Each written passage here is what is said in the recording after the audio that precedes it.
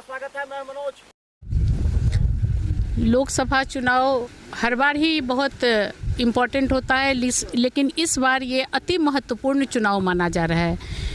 इस क्षेत्र बेनीपट्टी क्षेत्र मधुबनी का एक बहुत संवेदनशील क्षेत्र रहा है और मैं यहाँ की पिछले 15 से 20 में विधायक रही हूँ। और इस बार ये अली अशरफ फातमी जी, जिनको पहचान की ज़रूरत नहीं है, दरभंगा से 4 बार के सांसद रहे हैं, पूर्व केंद्रीय मंत्री रहे हैं, वो यहाँ से चुनाव महागठबंधन से लड़ रहे हैं। और ये जो मोदी सरकार है, इससे जनता इस बार पूरी तरह से त्रस्त हो गई है। हर एक फ्रंट पे ये खाली झूठा वादा करके कितने दिन चलेगी। इसीलिए ऐसे आदमी को इस बार यहाँ गठबंधन के कैंडिडेट को मौका देना चाह रही है जनता। हर जाति के लोग इसमें शामिल हैं कि जो पहले अपना काम करके दिखा चुके हैं कि किस तरह से इन्होंने लोगों की मदद की है और दरभंगा का विकास किया है।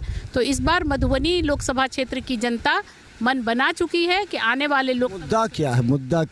मुद्दा है कि गरीबी हटाना, बेरोजगारी हटाना, जो आर्थिक रूप से कमज़ोर लोग हैं उनका उत्थान करना, जो कि खाली मोदी सरकार कही है और लेकिन आज तक किसी भी फ्रंट पर पूरा खरा नहीं उतर सकी है। हाँ, हम लोग भगवान राम को मानते हैं, सीता को मानते हैं, हर भगवान को मानते हैं, लेकिन ये धार्मिक माहौल उन्माद पैदा करके जो चुनाव जीतने का ये लोग हर बार काम करते हैं, इस बार जनता इसमें फंसने वाली नहीं है। अच्छा, एक अंतिम सवाल, बहुत चर्चा है मंगलसूत्र को लेकर के। ये क्या है? मोदी जी ने कहा कि कांग्रेस जो है सो आपकी संपत्ति का 55% बांट देगी। मंगलसूत्र क्या है? मंगलसूत्र एक सुहागिन स्त्री की निशानी है हम हिंदुओं में।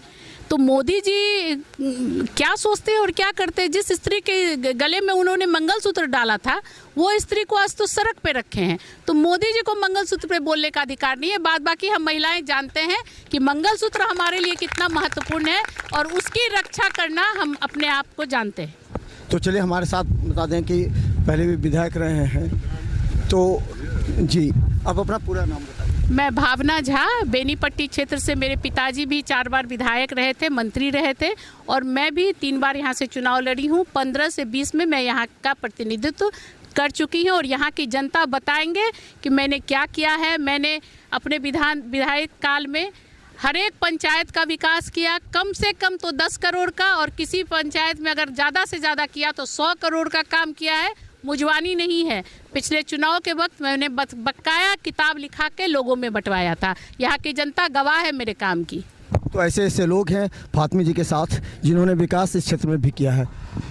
क्या नाम हुआ आपका? मेरा नाम रामाशीष यादव, पूर्व विधायक, मधुबनी जिला राष्ट्रीय जनता दल के अध्यक्ष।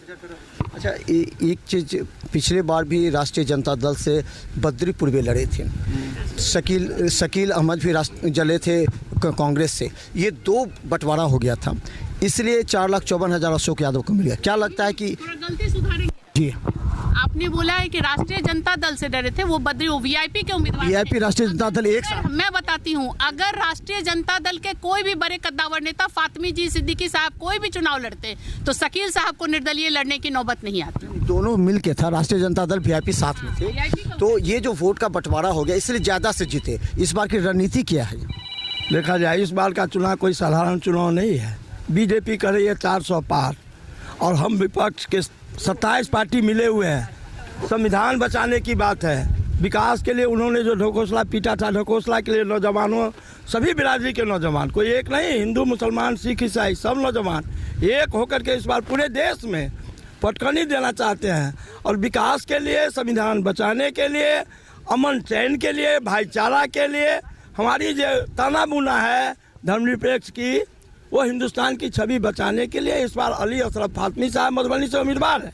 कल की बात छोड़ो यार, कल में तो था 14 में मोदी जी का लहर, 19 में लहर था, अभी लहर कहाँ गया? लोग पूछ रहा है ऐसा, मोदी जी बताओ, तो 15 लाख लोगों को नौकरी आपने दिया, वो नौकरी दिया?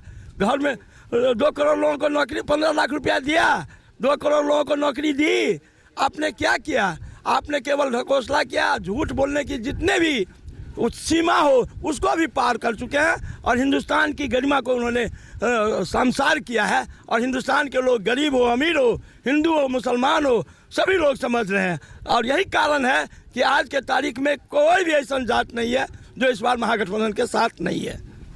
क्या लगता है कि इस बार का माहौल कैसा है? माहौल पर बात करेंगे।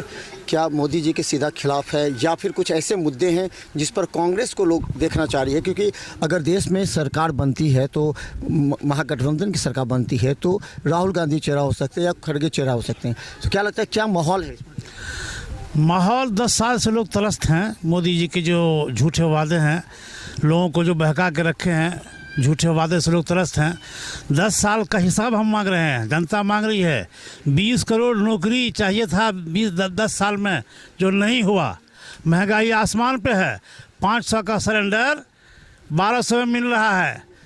वो जो आप चूल्हा दिए फ्री में, आज हर घर में चूल्हा खाली पड़ा हुआ है। पैसे नहीं हैं, आर्थिक स्थिति बहुत बदहाल है, लोग महिलाएं त्रस्त हैं, इसलिए बदलाव चाहते हैं। आज न कोई अगड़ा है, न पिछड़ा है, न दलित है, न मादित है, सब लोग बदलाव की उम्मीद में हैं। हम बदलेंगे, इंतज़ार में है 20 मई का मधुबनी की जनता, और इंशाल्लाह बदलेगी, हालात बदलेंगे। अली अशरफ फातमी भारी मतों से कामयाब होंगे। ये देख लीजिए, नौजवान क्या बूढ़े क्या महिलाएं, तमाम लोग बदलाव के मूड में हैं। ये झूठे सरकार को बदलना चाहती है, देश में अमन सुकून लाना चाहती है, बदहाली को दूर करना चाहती है। हमारे राहुल जी ने जो अभी दिया है कि तमाम महिलाओं को रक्षाबंधन के दिन 1-1 लाख रुपया प्रत्येक वर्ष दिया जाएगा। 1 लाख नौकरी गरीब जो नौजवान जो बेरोज़गार हैं, जो ग्रेजुएट हैं, उनको मिलेगा। जो डिप्लोमाधारी हैं, जो बेरोज़गार हैं, उनको मिलेगा। ट्रेनिंग दे करके सबको रोज़गार में से जोड़ा जाएगा। लोगों को इस बात पे यकीन है, क्योंकि राहुल गांधी झूठा वादा नहीं करते हैं। कांग्रेस का जो वादा है इंडिया अलायंस का, उस पर खरी उतरेगी जनता। इसी उम्मीद के साथ बदलाव चाहती है और हमारे साथ है।